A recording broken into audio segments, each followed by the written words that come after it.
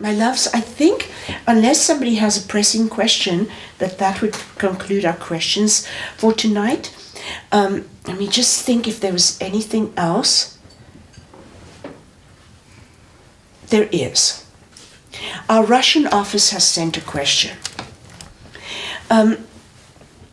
The Russian office says that people are misinterpreting the meaning of the word silence of the mind. They are disconnecting from life, and not my students, but there's a group in some of the Russian mountains where they won't speak, they don't interact, they don't make eye contact. They just live in this absolute void to make sure that their mind is silence. And so when officials go there, because they still need to register them, they need to make sure they have their data. In Russia, every person has to register an address. And so if they go there, they can't even speak to them. They speak like a baby that's trying to learn to speak, just nonsensical language. So he wanted to make sure that we have some clarity on this. The silence of the mind is not something that you have to diligently create.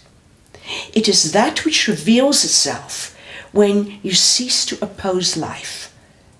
Opposition to life and the suppression of past painful memories is what creates the dialogue.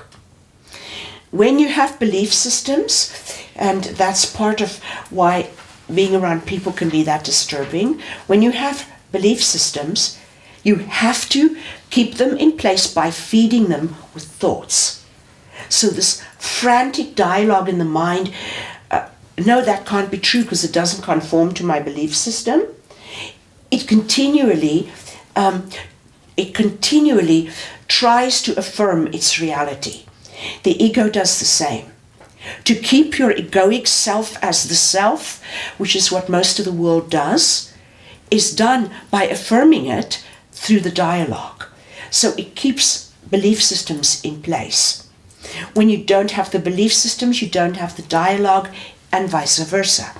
Resistance to life creates the dialogue. The dialogue puts you either in the next moment or the moment before.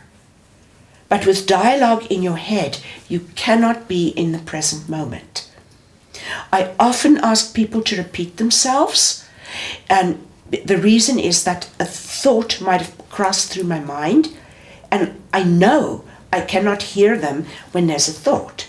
So I ask them to say it again, and then my mind is totally still, and I enter into their awareness so that I can look through their eyes. Because the same word for two people does not mean the same thing. The true listening can only take place in the absence of the dialogue of the mind. And the dialogue of the mind opposes life, and therefore it is there. When we remove our resistance to life, the dialogue stills. Now, in the book Journey to the Heart of God, I've mapped out how this works. First of all, there is almost a disassociation with life. It's called the emptiness. To stay there is gross stagnation. It will age you, it will cause havoc with your health because the resources sift through your finger like sand. Any personal power that you've built up, and remember today we spoke about the fact that when you are in full cooperation with life, you don't need the power.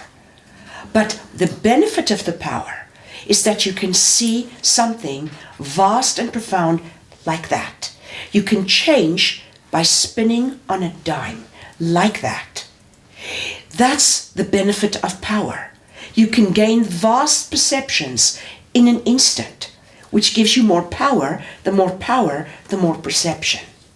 So it is indeed a blessing, but not in the way the world thinks of it.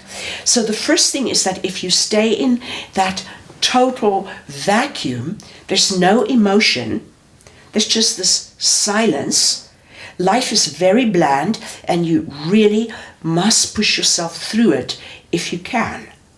The next stage you go into is highly addictive. And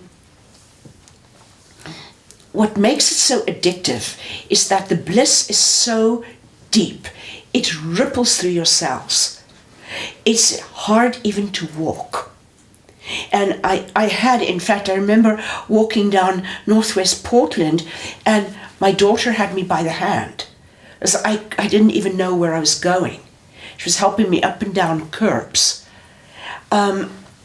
It's a time where you are so expanded, but you have entered not the emptiness of life, but the fullness.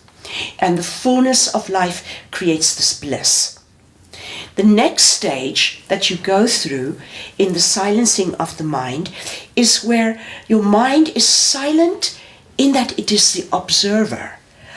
But once again, you walk back on the stage, even though you now know that this is just a play, and you stay in character, because the play has a purpose.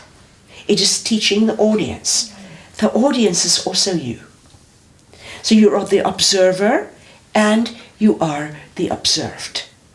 So one goes one side of the pendulum, dialogue of the mind, you go the other side of the pendulum, eventually you end up in the middle. But at no time ever is withdrawing from life more holy than to be in the middle of the river where the water is always new and fresh. To engage fully and passionately as the infinite flows through you into expression.